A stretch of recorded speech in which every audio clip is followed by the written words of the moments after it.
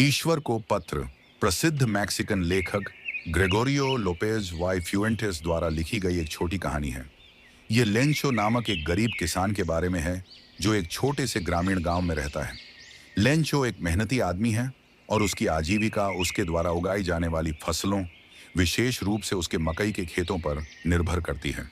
एक साल जब फसलें कटाई के करीब होती हैं, तो गांव में भयंकर ओलावृष्टि होती है, जिससे लेंचो की फसलें पूरी तरह से नष्ट हो जाती हैं।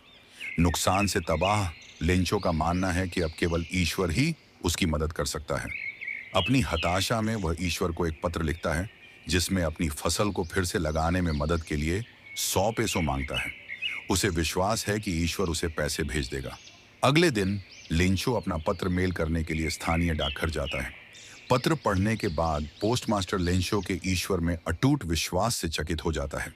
स्थिति से प्रभावित होकर पोस्टमास्टर मदद करने का फैसला करता है।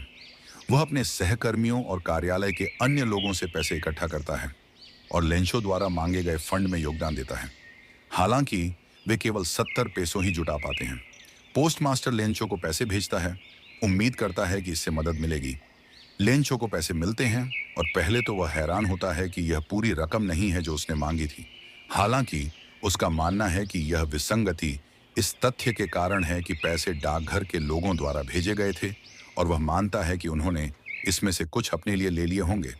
वह भगवान को एक और पत्र लिखता है, 70 पेसों के लिए उनका धन्यवाद करता है, लेकिन शेष 30 मांगता है, इस बात पर जोर देते हुए कि पैसे भगवान से आने चाहिए, न कि लोगों से।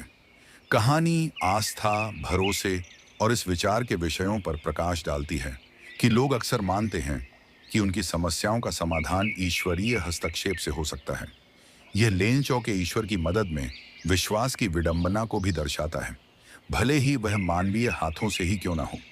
कहानी अंततः दर्शाती है कि कैसे एक उच्च शक्ति में विश्वास, या यहाँ तक कि दूसरों की अच्छाई में विश्वास, विपत्ति के समय में आशा प्रदान कर सकता है, हालांकि अंत में एक हास्यपूर्ण मोड़ के साथ।